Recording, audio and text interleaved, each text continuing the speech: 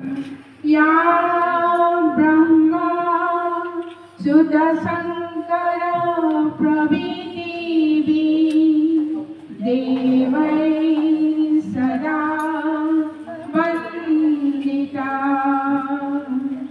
सा मातु सरस्वती भगवती नीहे जरा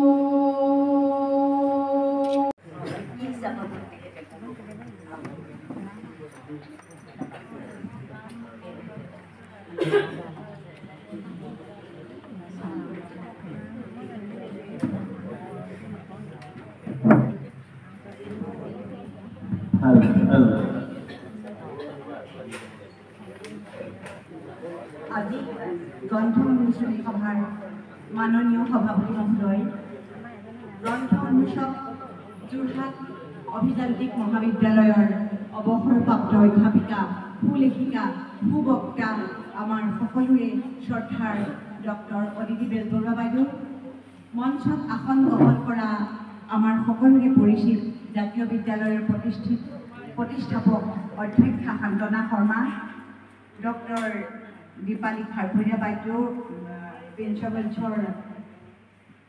প্ৰফেচাৰ,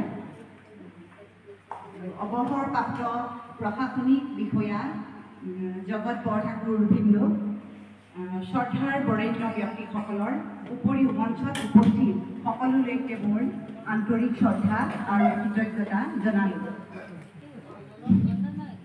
এই যুদ্ধত উপন্যাসখন সাম্প্ৰতিক কালৰ গৃহিণীসকলৰ জীৱনৰ লগত খাপ খোৱা এটি প্ৰাসংগিক কাহিনী।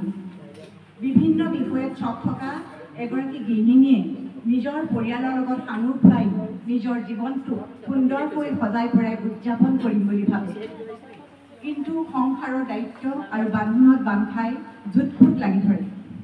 কিন্তু দুখন হাতেৰে সকলো কাম কৰা সম্ভৱ নহয়, সহায় কৰা মানুহৰ দৰকাৰ হয়। কেতিয়াবা সহায় কৰা মানুহ নায়িকাগৰাকীয়ে বিচাৰি যায় আৰু কেতিয়াবা নিজে নিজে কাম বিচাৰি আহে। সেই সহায় কৰা প্ৰত্যেকগৰাকী মানুহৰ জীৱনত বহুত সংগ্ৰাম, বহুত যুদ্ধ। সেই যুদ্ধৰ কাহিনীবিলাক নায়িকাগৰাকীয়ে শুনি শুনি নিজৰ সংসাৰত আউল লাগে। এই কিতাপখনত নিজৰ স্বামীৰ প্ৰতি থকা মৰম, ভালপোৱা, প্ৰেম, দায়িত্ব, শ্ৰদ্ধা, ভক্তি প্ৰকাশ পাইছে। তাৰোপৰি শাহুৱেকৰ প্ৰতি থকা দায়িত্ব, শ্ৰদ্ধা, মৰম আদিও প্ৰকাশ পাইছে। মই ভাবোঁ এই উপন্যাসখনত প্ৰতিগৰাকী গৃহিণীয়ে নিজৰ জীৱনৰ প্ৰতিফলন দেখা পাব। যুদ্ধত কিতাপখন মা কম্পিটেক পৰিণীতা প্ৰকাশনৰ পৰা প্ৰকাশিত হৈছে। এই কিতাপখনৰ জৰিয়তে মই এটা পৰিয়াল পালোঁ। মা কম্পিটেক পৰিণীতা প্ৰকাশনৰ কাৰ্যালয়লৈ অহা যোৱা কৰোঁতে সমূহ কৰ্মচাৰীসকলৰ লগত মোৰ এটা আত্মিক সম্পৰ্ক গঢ়ি উঠিছিল। সভাত উপস্থিত সকলোলৈ আপোনালোকৰ বহুমূলীয়া সময় মোক দিয়াৰ কাৰণে মই ধন্যবাদ জনাইছোঁ। বিশেষকৈ মোৰ এই কিতাপখনৰ সৃষ্টিত সৰ্বতোপ্ৰকাৰে মোক সাহস আৰু প্ৰেৰণা যোগোৱা প্ৰকাশিকা পৰিণীতা শইকীয়াক স্নেহ যাচি উত্তৰ কামনা কৰিলোঁ। ধন্যবাদ।